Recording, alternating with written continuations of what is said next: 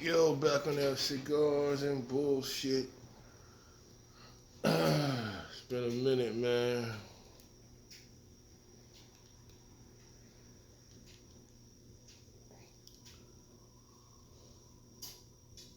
Back tonight smoking the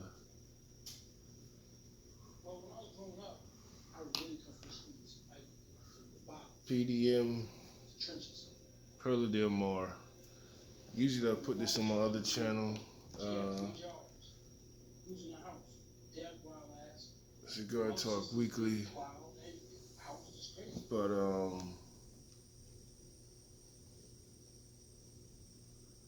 this shit is trash, man. Um, one of the worst cigars I've smoked so far. Cigar tastes like a goddamn cigarette, man.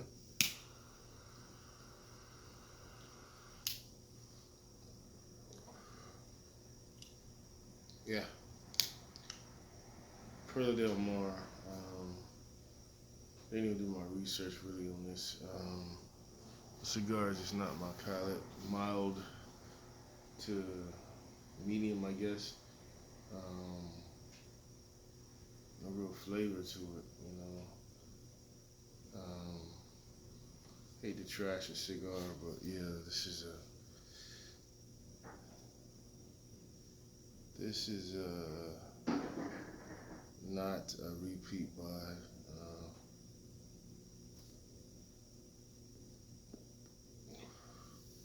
It's got a good draw. Um, Maybe because I had a little spicy food earlier. Um, it's not doing me anything, man.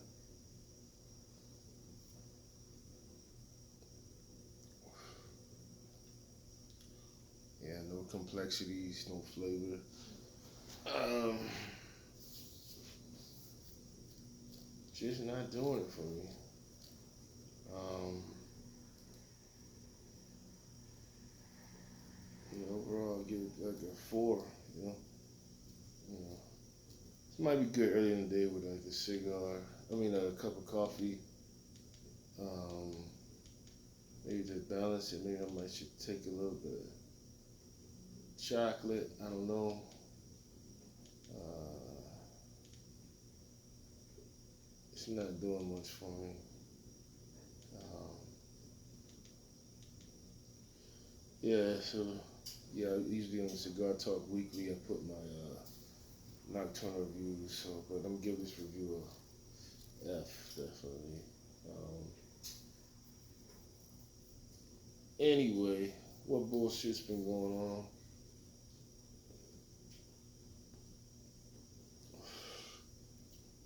Hopefully, y'all saw Judas and the Black Messiah.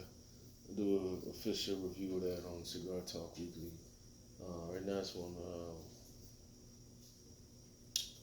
Yeah, let's go here. Wanted to revisit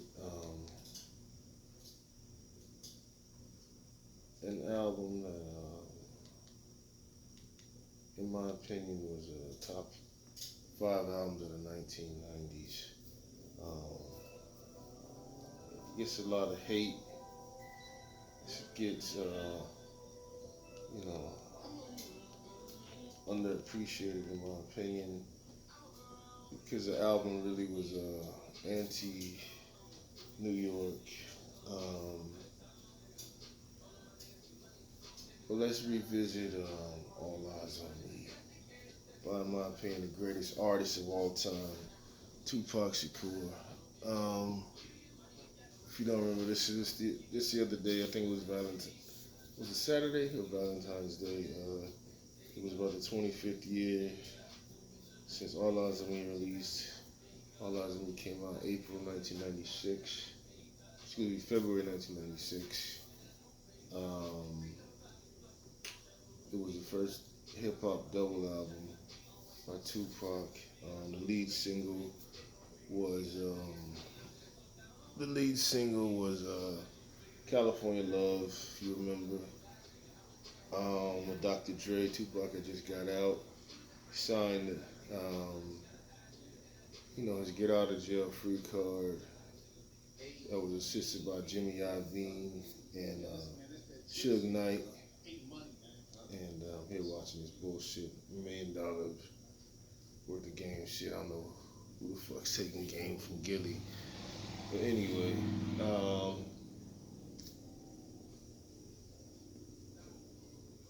but, the album was very polarizing. Um, he just done that rape trial, which was bogus. He had gotten raw end of the deal from that case. Funky bitch lied on him. Also, he had been set up allegedly by the boy Haitian Jack. Get his head blown off. They ended up shooting him 5 times. He thought it was assisted by Biggie and Bad Boy and Puffy. Never really got confirmed if they did or not. But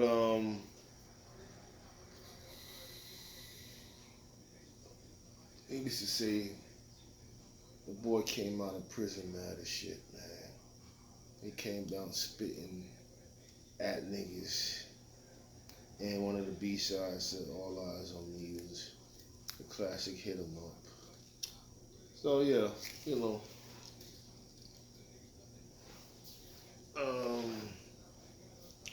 came a very controversial album in a sense, because previously he did, Me Against the World, which in my opinion is I wouldn't say the best Tupac album, I'd say the best, the truest Tupac album. It's the true heart of Pac. Got a lot of the Black Panther stuff off. Got a lot of his feelings about life and death. Talked about relationships. People being can't get out the game. And the sound had more of an East Coast, so I would say more of a national feel. Then he comes out with All Eyes on Me, and it's totally different. I admit, first few times I heard All Eyes on Me, threw me off. I never heard him over LA sounding music. And the shit was hitting, man. Later it just grew and grew on me. And it became my favorite album of all time.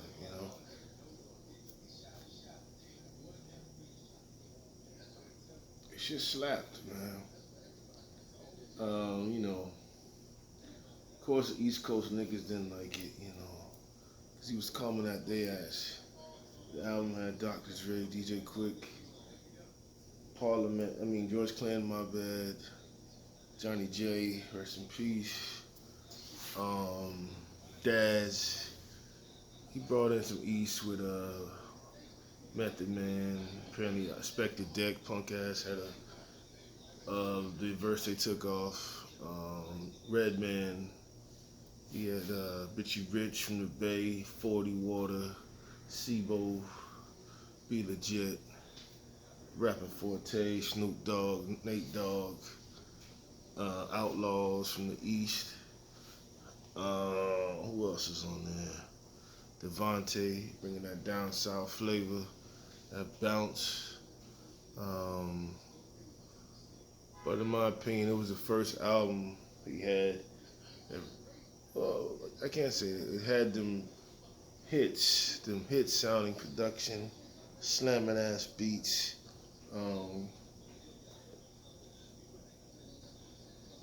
But it should begin to see a split in hip hop.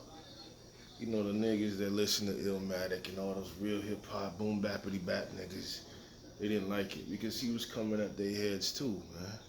Because for years, them niggas was talking that this shit ain't real hip hop shit in the West and in the South. And he came out their necks, came at the prominent East Coast rappers at the time, Biggie, Jay-Z, Nas, even some of the old school niggas, Cool G Rap, LL Cool J. If you listen to unreleased cuts from Machiavelli 2, it's coming at niggas' heads, man. So it shook the game up, man. I know when I was in high school that year, it was getting played like crazy, man. Cigar's a good draw. It's very bland.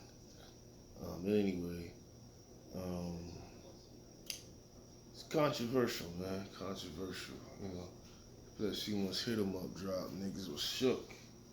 Niggas was angry, man. You know. He also took shots at the Fugees who came out on the same day. You know. But anyway, I see, you know, since the boy been gone about 25 plus years, niggas is still sneak dissing. Even some West Coast niggas. Saw the boy Tony Baker, comedian Tony Baker. I didn't buy that album. I bought Fugees. That album didn't really sell as much as it did. Like, Tony, shut the fuck up, my nigga. You from Chicago. Um, I know them niggas was banging that, gang banging ass niggas, man. Stop lying. You probably wasn't banging it because you was a real hip hop square ass nigga, but we know the real niggas in Chi-Town was banging that all eyes, man. It's why I fuck with the boy Corey Holcomb, 5150.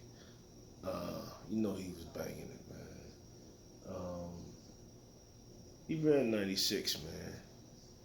He did what DMX did 2 years later with the Rough Rider album was dropping 2 in the same year.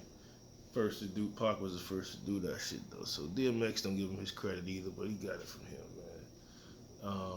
But yeah, album bang, you know. But I've noticed for the last 25 or so years, there's this movement that say he was overrated, he wasn't lyricist.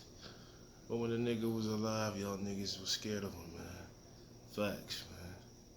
They didn't want no smoke with the boy, man. That's real talk, man. But the album smacked, man. You know.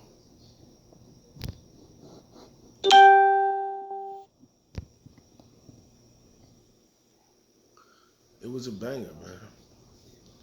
Um, Definitely his most impactful album, I feel.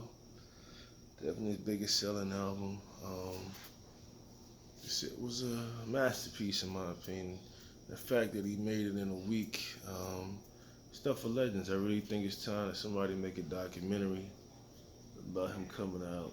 You know, the process of making that album. But you know, it's politics. You know, East Coast niggas still mad about that shit.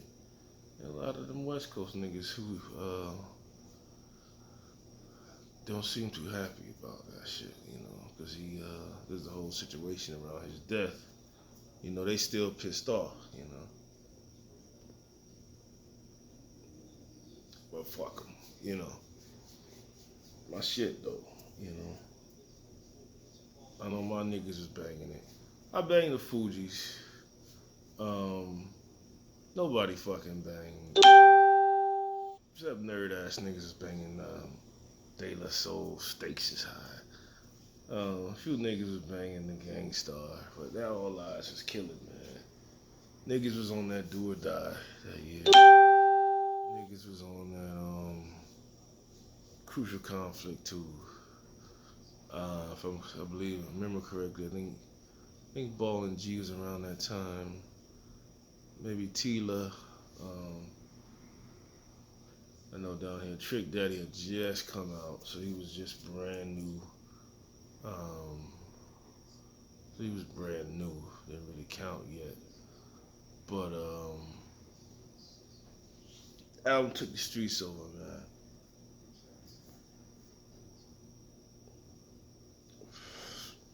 So I don't know what niggas be talking about. It was filler.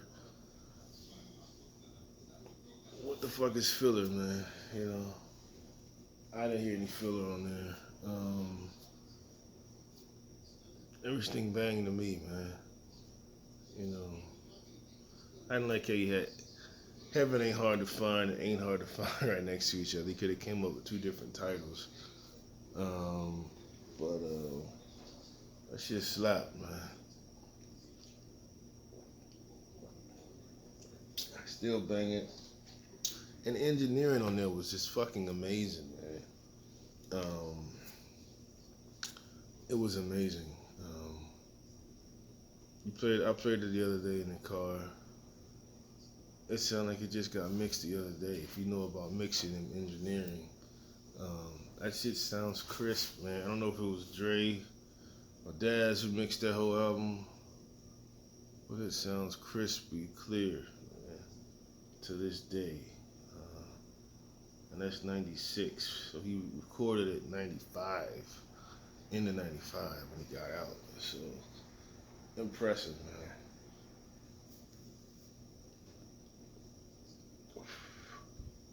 So like Me Against the World, I like Me Against the World too. It's in my top 30 albums, definitely. I was definitely on that hard. Something like Machiavelli, which I really just think is a sequel, All Eyez On Me. He was trying to start a new beginning. But I think All Eyez is the masterpiece of the three. Me Against the World too, lyrically, but not production-wise. And Machiavelli was, he was just cooking, you know. But All Eyez is a masterpiece, man. Fucking amazing, man. I have to bang that in the morning on the way to work, man. You know. I just want to revisit that shit because niggas be talking shit online. It was overrated. A lot of filler. No, it was the fact that he was getting at your favorite rapper, man. And they were scared, man, of the role. Suge and Pac, man. Unfortunately, you know, I would be Death Row was a cursed situation.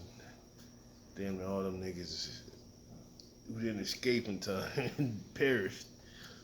But it was a wicked place. But they did drop nothing but classics over there, man. From The Chronic to Dead Doggy Style, Murder Was a Case, Dog Food, All Eyez, Machiavelli, you know. Only thing I think it was maybe a dud. It's probably the Daz album. That was kind of a dud. But Daz is not really an MC like that. You know, he's more better producing for other people. But overall, you know, it was nothing but classics. The best label in my talent-wise, in my opinion. Definitely the best label talent-wise, I think.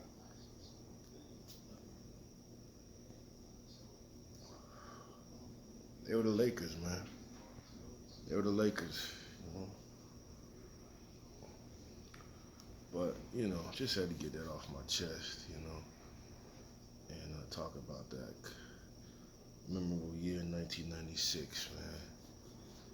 But anyway, this cigar is, give it like a 4 out of 10. It's not hitting for me this time of night. Could have smoked something else.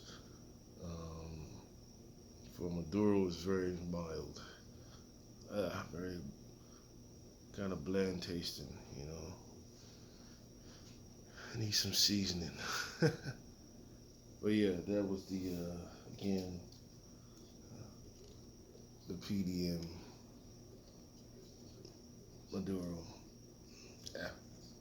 Yeah, and it doesn't go on the good channel, man. It goes on that cigars and bullshit, because it's bullshit. But anyway, like, share, subscribe. Podcast, I keep saying it's coming. Cigar Talk Weekly Podcast. Get everything situated. Get the mics and shit. Computers, I want to film it. And also follow me on the YouTube channel, Cigar Talk Weekly. Cigar Society South Florida, Instagram, Facebook. And Havana 1947. And also Cooler Heads Prevail at Gmail and Instagram. So with that said, I'm signing out. Church, fuck you. If you didn't like this review, church.